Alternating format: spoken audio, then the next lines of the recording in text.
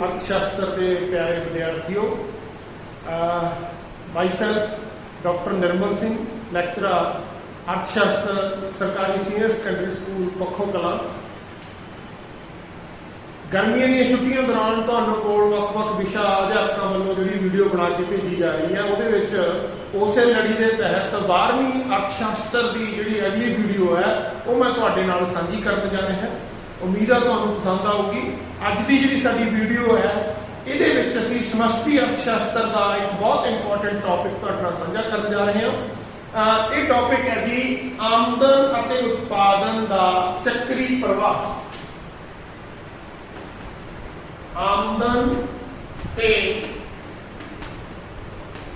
उत्पादन का चक्री प्रवाह। जिवें सानू पता है भी जिहड़ी साडे इकोनॉमी है, जिहड़ी साडी अर्थ व्यवस्था है, अर्थशास्त्र दे विच असीं उस अर्थ व्यवस्था नूं पढ़ना हुंदा है। अर्थ व्यवस्था नूं पढ़न वास्ते, साडे अध्ययन नूं सौखा करन वास्ते असीं अर्थ व्यवस्था नूं 5 खेत्रां विच वंड लैंदे हां। पहला जिहड़ा खेतर है ਉਹਨੂੰ ਅਸੀਂ ਕਹਿੰਦੇ ਆ ਘਰੇਲੂ ਖੇਤਰ। ਦੂਸਰਾ ਜਿਹੜਾ ਖੇਤਰ ਹੈ ਉਹਨੂੰ ਅਸੀਂ ਕਹਿੰਦੇ ਆ ਉਤਪਾਦਕ ਖੇਤਰ। ਤੀਸਰਾ ਸਰਕਾਰੀ ਖੇਤਰ। ਚੌਥਾ ਵਾਟਕੀ ਵਿਸ਼ਵ खेतर ते पंजवां वित्ती खेतर। वैसे पंजवां फुल फ्लैश खेतर नहीं, पर असीं इहनूं काउंट करते हैं वक्रे तौर पर। क्यों? क्योंकि असीं समष्टि अर्थशास्त्र दे विच अर्थ व्यवस्था बारे पढ़ना हुंदा है। अर्थ व्यवस्था नूं असीं इन्हां 5 टुकड़िਆਂ 'ਚ वंड के पढ़ते हैं ताकि सानूं अर्थ व्यवस्था की सही मायनिਆਂ 'ਚ समझ लग सके।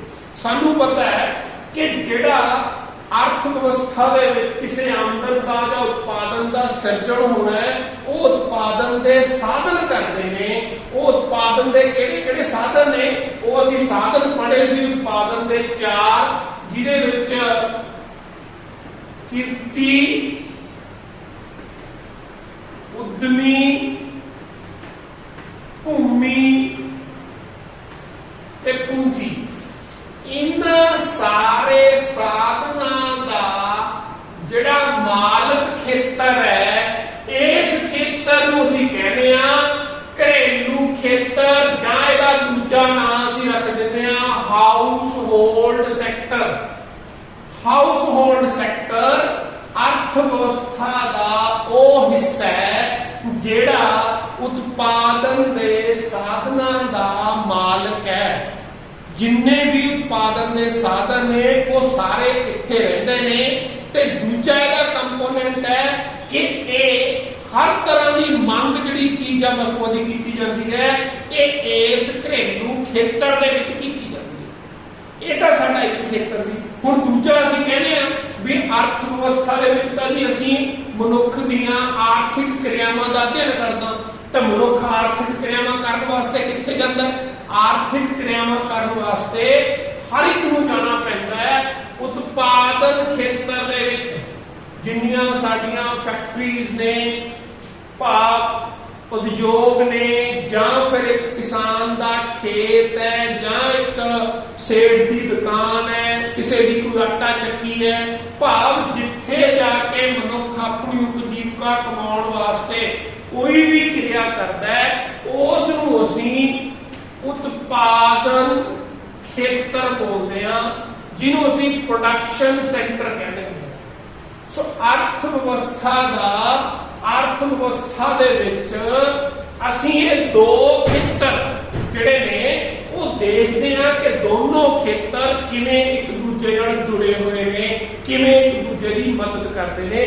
असल च समष्टि अर्थशास्त्र दे विच असीं अर्थ व्यवस्था दे इन्हां खेतरां दी आपसी जिहड़ी इंटरकनैक्टिविटी है, जिहड़ा आपसी संबंध है, वो असीं देखण।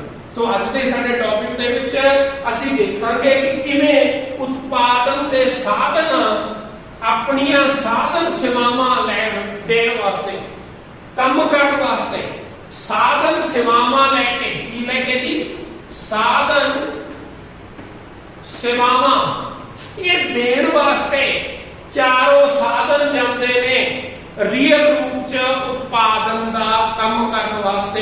इत्थे जाके करते की ने, मान लो किसी का पिता मजदूर है वो फैक्ट्री च जाता है काम करने वास्ते, किसी का पिता अध्यापक है, किसी की माता टीचर है वो जाते हैं पढ़ाने वास्ते काम करने वास्ते, किसी का प्यो दुकानदार है, कोई उद्यमी है, किसी का कोई ट्रैक्टर है, कोई गड्डी है किराए वाली, वो सारे आपके काम करने वास्ते जाते हैं इधर।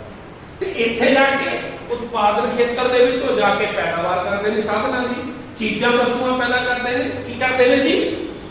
वस्तुआं अते सेवावां पैदा करना, ये सारा काम इस खेतर च हुंदा है। ते ये वस्तुआं सेवावां, क्योंकि सानूं मैं दस्सिया सी कि जिहड़ा हाउस होल्ड खेतर है उत्पादन के साधनां दा मालक है, वो नाल नाल मंग भी जनरेट करता है। जिन्नियां वस्तुआं सेवावां इत्थे पैदा हो गईयां वो विकण वास्ते इधर आउंदियां ने, उन्हां दी मंग कीती जाती है हाउस होल्ड खेतर द्वारा, वो हाउस होल्ड खेतर नूं बेचण वास्ते आउंदी है। ये आ गईयां जी वस्तुआं अते सेवावां आ गईयां जी इधर। तो ये एक चक्कर पूरा हो गया दो खेतरी मॉडल दे विच। हजे असीं अर्थव्यवस्था नूं सिंपल करने वास्ते सिर्फ दो ही खेतर लए ने, असीं बाकी दे खेतरां दी गल नहीं कीती। सिर्फ दो खेतरां दे विचों उत्पादन दे साधन काम करने वास्ते उत्पादन खेतर च गए, उत्थे जाके वस्तुआं सेवावां पैदा कीतियां ते वस्तुआं सेवावां मुड़ के दोबारा विकण वास्ते आ गईयां। आ जिहड़ा अंदर चक्कर चलदा है, इस चक्कर नूं कहा जांदा है वास्तविक प्रवाह, रियल फ्लो। तो यह चक्कर इनू असीं कहने आमदन और उत्पादन का चक्री प्रवाह। पर यह चक्री प्रवाह जिहड़ा अंदर घूम रहा है ये एक हिस्सा है, दूजा हिस्सा प्रवाह का है जिहड़ा इहदे उल्ट घूमदा है। वो की है कि जिहड़े साधन सेवावां लैके उत्पादन खेतर च गए सी, की वो फ्री गए सी? नहीं, उत्पादन खेतर च जाके जे किसी ने काम किया, किरत ने दिहाड़ी की है, उद्यमी लाभ कमाऊगा, भूमि नूं लगान मिलूगा। एक साथ प्रवाह का जो दूसरा हिस्सा है जिन्हों असीं मौद्रिक प्रवाह बोलते हैं, वो की है कि जिहड़े साधन सेवावां लैके उत्पादन खेतर च गए ने वो फ्री नहीं गए, वो बदले दे विच की लैके मुड़नगे? सेवा फल। साधना दी साधना दे सेवा फल भाव साधन आमदन की लैके मुड़नगे? साधन आमदन पैसे के रूप की पूंजी जिहड़ी है वो ब्याज लैके मुड़ूगी, उद्यमी लाभ लैके मुड़ूगा, भूमि लगान लैके मुड़ू, ते इत्थे साडे कोल जिहड़ा किरती है वो आपदी मजदूरी लैके मुड़ूगा। ये सारा कुछ मॉनेटरी टर्म दे विच है, मौद्रिक टर्म दे विच है। काम करने वास्ते साधन गए, बदले साधन आमदन इस हाउस होल्ड खेतर दे विच आ गई। हुण प्रवाह का अद्धा हिस्सा पूरा हो गया मौद्रिक प्रवाह का। हुण दूजा अद्धा हिस्सा की है कि जिहड़ियां वस्तुआं सेवावां इत्थे पैदा होईयां सी ये विकण वास्ते आईयां हाउस होल्ड खेतर। हाउस होल्ड खेतर ने खरीदियां काहदे नाल?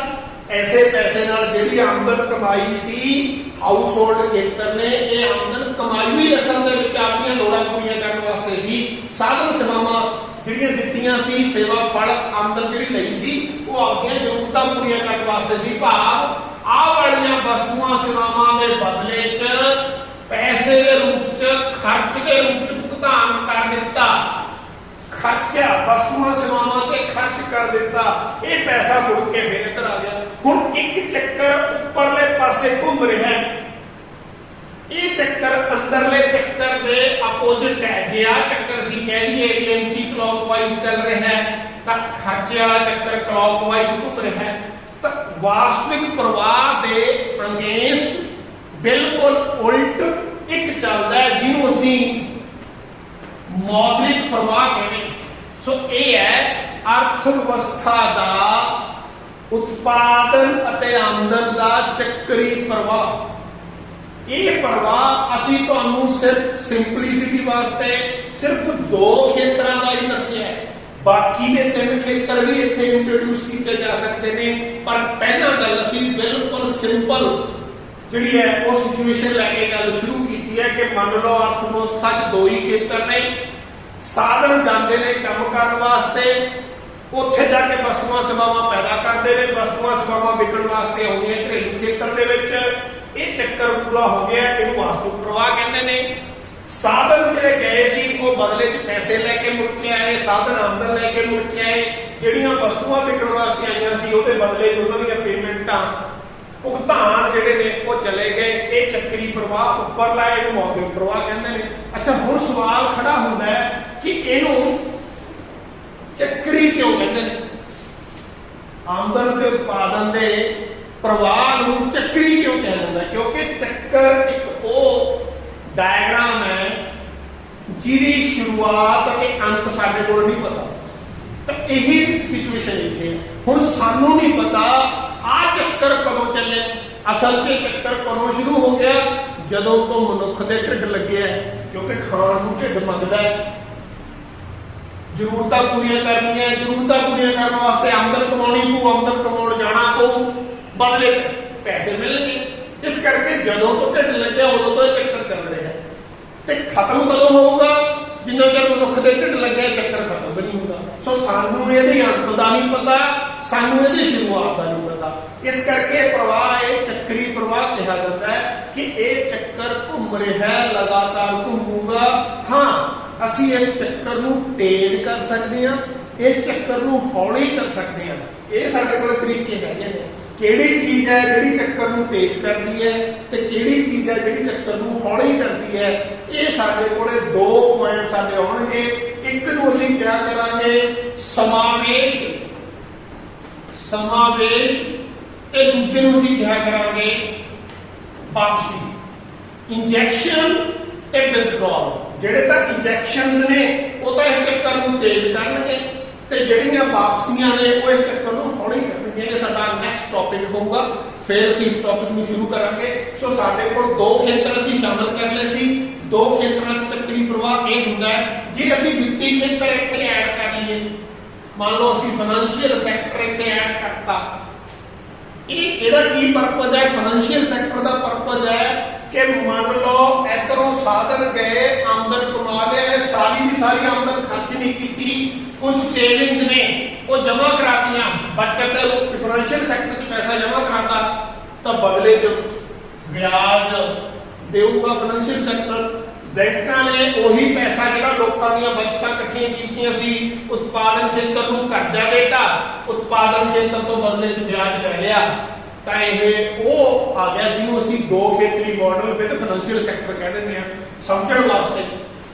ਹਜੇ ਤੱਕ ਅਸੀਂ ਅਰਥ ਵਿਵਸਥਾ ਨੂੰ ਬਿਲਕੁਲ ਸਿੰਪਲ ਰੱਖਿਆ ਹੋਇਆ ਹੈ, ਕੋਈ ਸਰਕਾਰ ਦਾ ਰੋਲ ਨਹੀਂ, ਕੋਈ ਬਾਕੀ ਸੰਸਾਰ ਦਾ ਰੋਲ ਨਹੀਂ। ਸੋ ਇਸ ਕਰਕੇ ਅਸੀਂ ਇਹਨੂੰ ਸੌਖੇ ਤਰੀਕੇ ਨਾਲ ਸਮਝਣ ਵਾਸਤੇ ਸਿਰਫ 2 ਖੇਤਰੀ ਮਾਡਲ ਹੀ 12ਵੀਂ ਦੇ ਸਿਲੇਬਸ ਦਾ ਹਿੱਸਾ ਹੈ ਤੇ ਅੱਜ ਤੁਹਾਨੂੰ ਸਿਰਫ 2 ਖੇਤਰੀ ਮਾਡਲ ਸਮਝਾਇਆ ਹੈ। ਇਹਦੇ ਅੰਦਰਲਾ ਚੱਕਰ ਵਾਸਤਵਿਕ ਪ੍ਰਵਾਹ ਹੈ, ਉੱਪਰਲਾ ਚੱਕਰ ਜਿਹੜਾ ਉਹ ਰੀਅਲ ਫਲੋ ਹੈ। ਸੇ ਇਸ ਚੱਕਰੀ ਪ੍ਰਵਾਹ ਨੂੰ ਚੱਕਰੀ ਕਹਿਣ ਦੇ ਕਾਰਨ ਤੇ ਕੀ ਇਹ ਸ਼ੋਅ ਕਰਦਾ ਹੈ, ਇਹ ਚੱਕਰੀ ਪ੍ਰਵਾਹ ਕੀ ਪ੍ਰਗਟ ਕਰਦਾ ਹੈ। ਸੋ ਚੱਕਰੀ ਪ੍ਰਵਾਹ ਦੇ ਸਾਡੇ ਕੋਲ 3 ਕੰਪੋਨੈਂਟ ਹੁੰਦੇ ਨੇ, 3 ਹਿੱਸੇ ਹੁੰਦੇ ਨੇ। ਪਹਿਲਾ ਹਿੱਸਾ ਦਾ ਜਿਹੜਾ ਆਹ ਵਾਲਾ ਹੈ ਕਿ ਕੰਮ ਕਰਨ ਗਏ, ਬਦਲੇ 'ਚ ਆਮਦਨ ਕਮਾ ਲਿਆਂਦੇ, ਇਸ ਹਿੱਸੇ ਨੂੰ ਕਿਹਾ ਜਾਂਦਾ ਹੈ ਵੰਡ ਪੱਖ। ਵੰਡ ਪੱਖ, ਡਿਸਟ੍ਰੀਬਿਊਸ਼ਨ ਪੱਖ, ਕਿ ਜਿਹੜੀ ਆਮਦਨ ਦੀ ਸਿਰਜਣਾ ਹੋਈ ਹੈ ਉਹ ਆਮਦਨ ਪੈਦਾ ਕਰਨ ਵਾਲੇ ਸਾਧਨਾਂ ਦੇ ਹਿੱਸੇ ਅਨੁਸਾਰ ਵੰਡ ਦਿੱਤੀ, ਇਹਨੂੰ ਕਹਿੰਦੇ ਨੇ ਵੰਡ ਪੱਖ। ਦੂਸਰਾ ਪੱਖ ਇੱਥੇ ਜਿਹੜਾ ਵਸਤੂਆਂ ਤੇ ਸੇਵਾਵਾਂ ਦਾ ਉਤਪਾਦਨ ਕੀਤਾ ਹੈ ਇਹਨੂੰ ਕਿਹਾ ਜਾਂਦਾ ਜੀ ਉਤਪਾਦਨ ਪੱਖ। ਕਿਹੜਾ? ਉਤਪਾਦਨ ਪੱਖ। ਕਿ ਜਿਹੜਾ ਵਸਤੂਆਂ ਸੇਵਾਵਾਂ ਦਾ ਯੂਟਿਲਿਟੀ ਪੈਦਾ ਕੀਤੀ ਹੈ ਉਹ ਉਤਪਾਦਨ ਪੱਖ ਆ ਗਿਆ, ਵੰਡ ਪੱਖ ਆ ਗਿਆ। ਹਾਂਜੀ, ਚੱਕਰੀ ਪ੍ਰਵਾਹ ਦੇ ਤਿੰਨ ਪੱਖ ਹੁੰਦੇ ਨੇ। ਪਹਿਲਾ ਪੱਖ ਅਸੀਂ ਵੰਡ ਪੱਖ ਪੜ੍ਹ ਲਿਆ, ਦੂਸਰਾ ਪੱਖ ਹੈ ਉਤਪਾਦਨ ਪੱਖ, ਕਿਉਂਕਿ ਇਸ ਚੱਕਰੀ ਪ੍ਰਵਾਹ ਦੇ ਇਸ ਹਿੱਸੇ ਦੇ ਵਿੱਚ ਸਾਧਨ ਆ ਕੇ ਪੈਦਾ ਕਰਦੇ ਨੇ, ਵਸਤੂਆਂ ਸੇਵਾਵਾਂ ਦਾ ਮੁੱਲ ਵਾਧਾ ਕਰਦੇ ਨੇ, ਜਿਹਨੂੰ ਅਸੀਂ ਉਤਪਾਦਨ ਪੱਖ ਬੋਲਦੇ ਹਾਂ। ਤੇ ਇਹਦਾ ਤੀਜਾ ਜਿਹੜਾ ਪੱਖ ਹੈ ਉਹ ਖਰਚਾ ਪੱਖ ਹੁੰਦਾ ਹੈ। ਖਰਚਾ ਪੱਖ ਕੀ ਹੈ ਕਿ ਜਿਹੜੀਆਂ ਵਸਤੂਆਂ ਸੇਵਾਵਾਂ ਪੈਦਾ ਕੀਤੀਆਂ ਗਈਆਂ ਉਹ ਵੇਚਣ ਵਾਸਤੇ ਪੈਦਾ ਕੀਤੀਆਂ ਸੀ ਤੇ ਇਧਰੋਂ ਕਮਾਏ ਗਏ ਧਨ ਨਾਲ, ਕਮਾਈ ਗਈ ਸਾਧਨ ਆਮਦਨ ਨਾਲ ਇਹ ਵਸਤੂਆਂ ਉੱਤੇ ਪੈਸਾ ਖਰਚ ਕਰ ਦਿੱਤਾ ਜਾਂਦਾ, ਜਿਹਨੂੰ ਖਰਚ ਪੱਖ ਕਿਹਾ ਜਾਂਦਾ। ਅਸਲ 'ਚ ਆਮਦਨ ਤੇ ਉਤਪਾਦਨ ਦੇ ਚੱਕਰੀ ਪ੍ਰਵਾਹ ਦੇ ਜਿਹੜੇ ਤਿੰਨ ਪੱਖ ਨੇ, ਵੰਡ ਪੱਖ, ਉਤਪਾਦਨ ਪੱਖ ਤੇ ਖਰਚਾ ਪੱਖ, ਇਹ ਆਮਦਨ ਅਤੇ ਆਮਦਨ ਦੀ ਗਣਨਾ ਕਰਨ ਦੀਆਂ ਤਿੰਨ ਵਿਧੀਆਂ ਨੇ। ਕਿਉਂਕਿ ਜਦੋਂ ਅਸੀਂ ਆਮਦਨ ਦੀ ਗਣਨਾ ਦੀ ਗੱਲ ਕਰਾਂਗੇ ਤਾਂ ਅੱਗੇ ਜਾ ਕੇ ਅਸੀਂ ਪੜਾਂਗੇ ਕਿ ਆਮਦਨ ਦੀ ਗਣਨਾ ਕਰਨ ਵਾਸਤੇ ਸਾਡੇ ਕੋਲ ਤਿੰਨ ਵਿਧੀਆਂ ਹੁੰਦੀਆਂ। ਪਹਿਲੀ ਵਿਧੀ ਹੋਇਆ ਕਰੂਗੀ ਖਰਚ ਵਿਧੀ, ਦੂਜੀ ਵਿਧੀ ਹੋਇਆ ਕਰੂਗੀ ਉਤਪਾਦਨ ਵਿਧੀ ਜਾਂ ਮੁੱਲ ਵਾਧਾ ਵਿਧੀ। ਅਸੀਂ ਇਹਦਾ ਨਾਮ ਲਿਖਿਆ ਕਰਾਂਗੇ ਮੁੱਲ ਵਾਧਾ ਵਿਧੀ।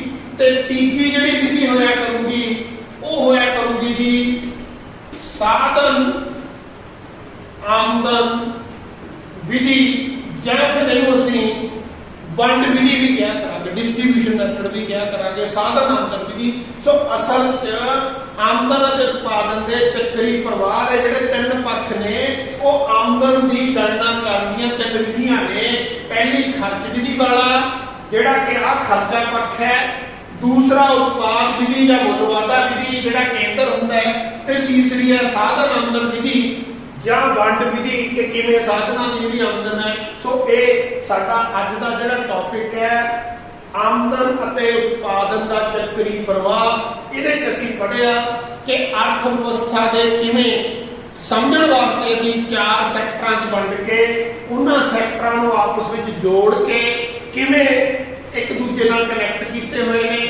ਆਮਦਨ ਦਾ ਚੱਕਰੀ ਪ੍ਰਵਾਹ ਕਿਵੇਂ ਚੱਲਦਾ ਹੈ, ਜਿਹੜਾ ਵਾਸਤਵਿਕ ਪ੍ਰਵਾਹ ਹੈ ਅੰਦਰ ਘੁੰਮਦਾ ਹੈ, ਜਿਹੜਾ ਮੌਦਰਿਕ ਪ੍ਰਵਾਹ ਹੈ ਇਹਦੇ ਬਿਲਕੁਲ ਉਲਟ ਚੱਲਦਾ ਹੈ। ਇਸ ਚੱਕਰ ਦੀ ਨਾ ਸ਼ੁਰੂਆਤ ਹੈ ਨਾ ਅੰਤ ਹੈ। ਇਸ ਚੱਕਰ ਨੂੰ ਹੌਲੀ ਤੇ ਤੇਜ਼ ਜ਼ਰੂਰ ਕੀਤਾ ਜਾ ਸਕਦਾ ਹੈ। ਹੌਲੀ ਕਰਨ ਵਾਲੇ ਨੂੰ ਵਾਪਸੀਆਂ ਕਹਿੰਦੇ ਨੇ, ਤੇਜ਼ ਕਰਨ ਵਾਲਿਆਂ ਨੂੰ ਸਮਾਵੇਸ਼ ਕਹਿੰਦੇ ਨੇ। ਤੇ ਇਸ ਆਮਦਨ ਅਤੇ ਉਤਪਾਦਨ ਦੇ ਚੱਕਰੀ ਪ੍ਰਵਾਹ ਦੇ ਤਿੰਨ ਪੱਖ ਨੇ, ਇੱਕ ਵੰਡ ਪੱਖ, ਇੱਕ ਉਤਪਾਦਨ ਪੱਖ ਤੇ ਇੱਕ ਖਰਚ ਪੱਖ। ਅਸਲ ਇਹ ਆਮਦਨ ਦੀਆਂ ਗਣਨਾ ਕਰਨ ਦੀਆਂ ਤਿੰਨ ਵਿਧੀਆਂ ਨੂੰ ਰਿਪਰੈਜ਼ੈਂਟ ਕਰਦੇ ਨੇ।